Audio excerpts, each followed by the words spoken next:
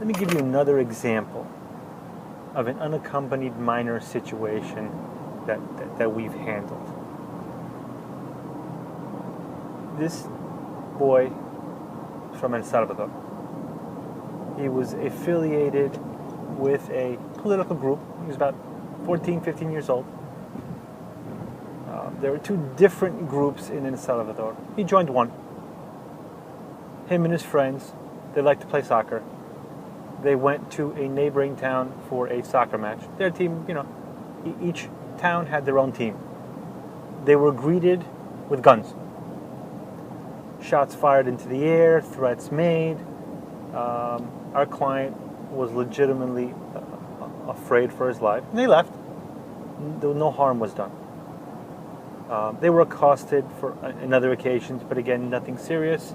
And about 3 months later, the soccer players invited them to come back, said, you know what, we apologize, really wasn't appropriate. Why don't you come back and let's actually play the match? And they went, and this time, they were much more serious than before.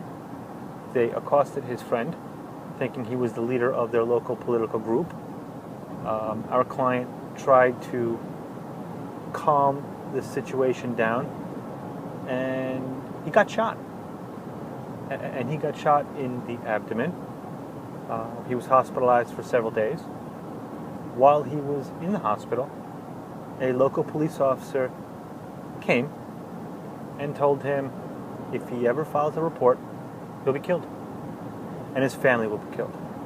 Now this was a police officer.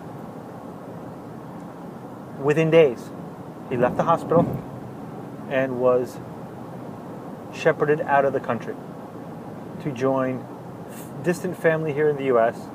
that he hadn't seen over a decade. He was 15 years old. He didn't remember his family.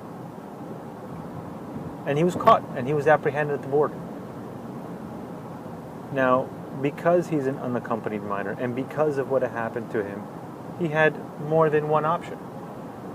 Yes, there's the Asylum, withholding of removal, Convention Against Torture. Those type of cases really stem from fear of persecution. And you need to prove that it was either a governmental action or by a group the government can't control for one of 5 discrete reasons. And he had an argument there to make. Whether he could prove it is a separate issue. He also had another option called Special Immigrant Juvenile. And that is predominantly for minor, but here it's defined under 21 years old. Not married, because if he were married, then he would be independent. And he can't, and has to prove that he can't be reunited with one or both of his parents because he was abandoned, mistreated, abused.